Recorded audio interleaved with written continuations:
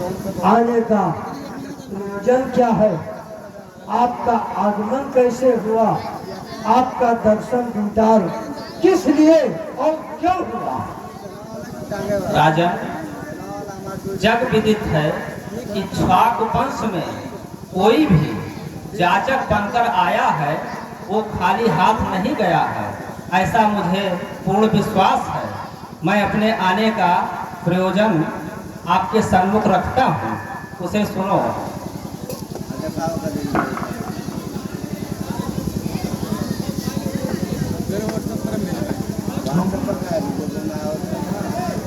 राजेश्वर,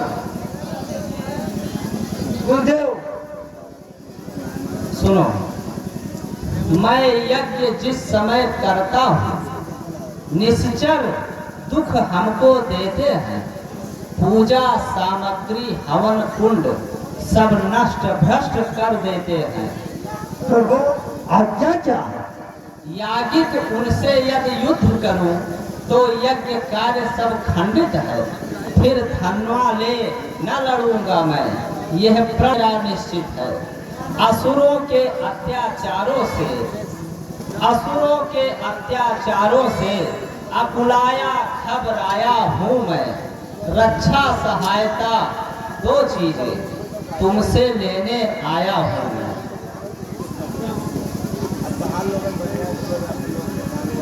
तुम अपने पुत्र राम लक्ष्मण दो सौंप मुझे कुछ दिवसों को, इसमें है पूर्ण सुयस तुमको, उपकार हर्ष उन दोनों को। यही मैं आपसे मांगने आया हूँ। कुछ समय के लिए राम लक्ष्मण को हमारे साथ कर दो। गुरुदेव, जो वाणी आपने कहा है, जो मांगा है, हम इसकी अपेक्षा नहीं कर रहे थे। और प्रभु, मैं आपसे कहना चाहूंगा, स्वामी, हे मुनिवर दोनों बालक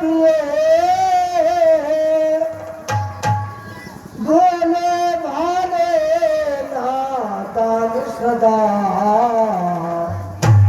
और विद्या नहीं जानते हैं, लड़ने में है नादान सदा।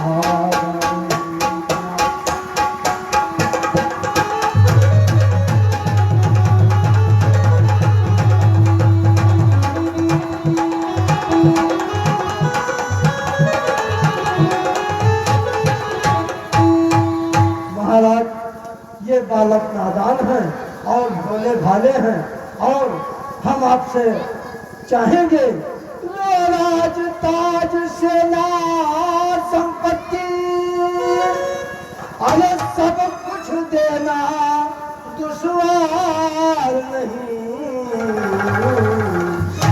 आज्ञा हो तो प्रभु मैं चला चलूं, इसमें है कुछ पार।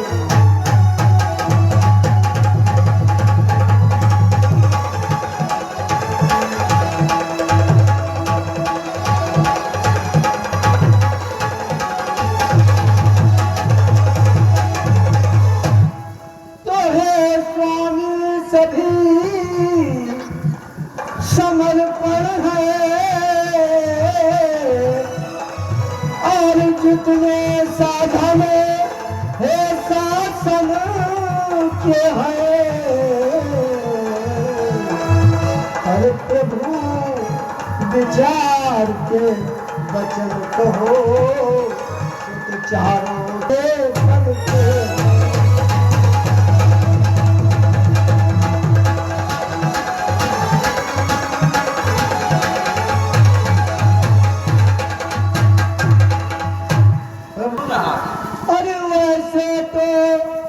चारों सुत मेरे, अरे बूढ़ी आंखों के तारे हैं, लेकिन राम लखन दोनों स्वामी प्राणों से ज्यादा प्यारे हैं।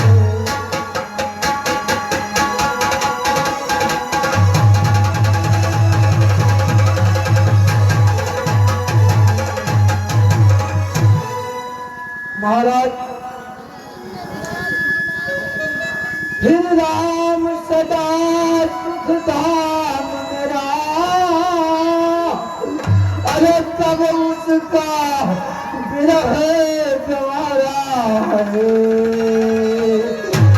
जब घर का वही चांदनी है, अरे जीवन का वही सहारा है।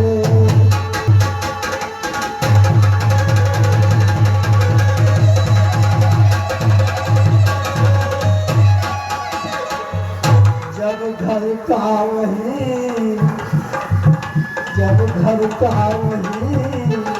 चांदनी है, जीवन का वही सहारा है।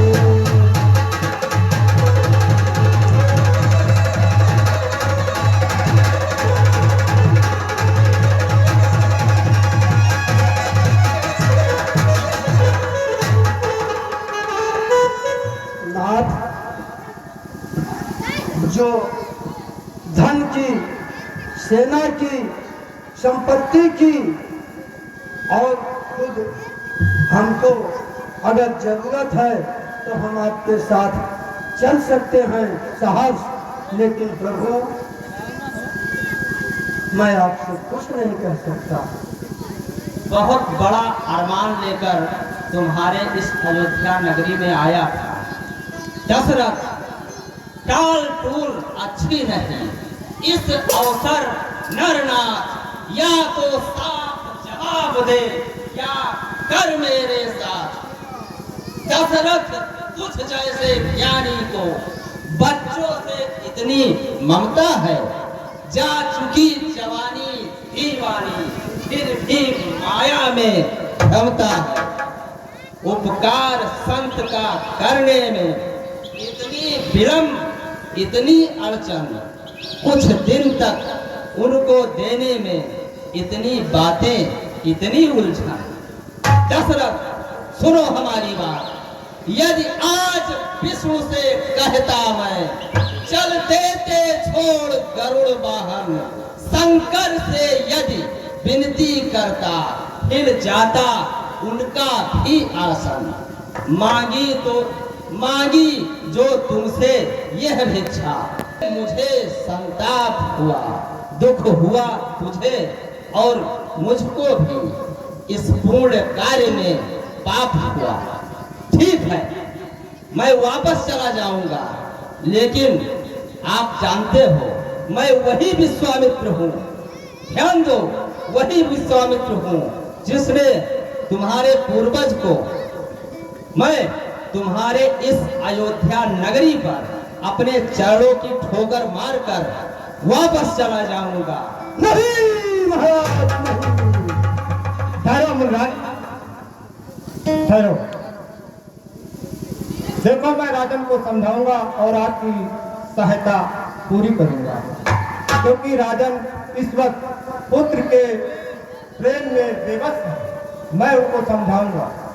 राजन, गुरुदेव, देखो, मैं जो भी कहूंगा बात वो आपके हित के लिए कहूंगा, क्योंकि एक गुरु जो होता है और गुरु का रिश्ता यह होता है जैसे पिता और पुत्र का होता है। जिस भांति आपने अभी मुनिराज ने कहा राम और लक्ष्मण को दे दो, तो आपको कितना बड़ा दर्द हो गया। इसी भांति मुझे आपके प्रति है, जैसे कि मैं आप अपने बच्चे के लिए सोचते हैं राम और लक्ष्मण के लिए, उसी भांति मैं आपके लिए सोच रहा हूँ एक गुरु के होने के नाते, क्योंकि गुरु जो भी चाहे कहेगा और समझाएगा अच्छी बात। और गुरु जो है राजन, आपको ये जानते हैं, देहु भूप मन हर्ष धर्म सुजस प्रभु तुम कहाँ, इन कहाँ यदि कल्याण। पुत्र का जो मोह है उसे आप त्याग कर दीजिए, और जो मुनिराज कहे हैं वो उसी में तो भलाई है, आपका भलाई और उन राम लक्ष्मण की भलाई और आपके राज की भलाई, क्योंकि ये सारी विद्याओं में उन्हें भरपूर करेंगे। तो राजन, मेरा कहना मान लो और उनको, उन राम और लक्ष्मण को उनके साथ में भेज दो। ठीक है गुरुदेव, जैसी आज्ञा आपकी। मंत्री जी, राम और लक्ष्मण दोनों बेटों को, दोनों राजकुमारों को दरबार देखा राजकुमार दरबार में हाजिर। आइए बेटा, राजकुमार आयुष्मान भव।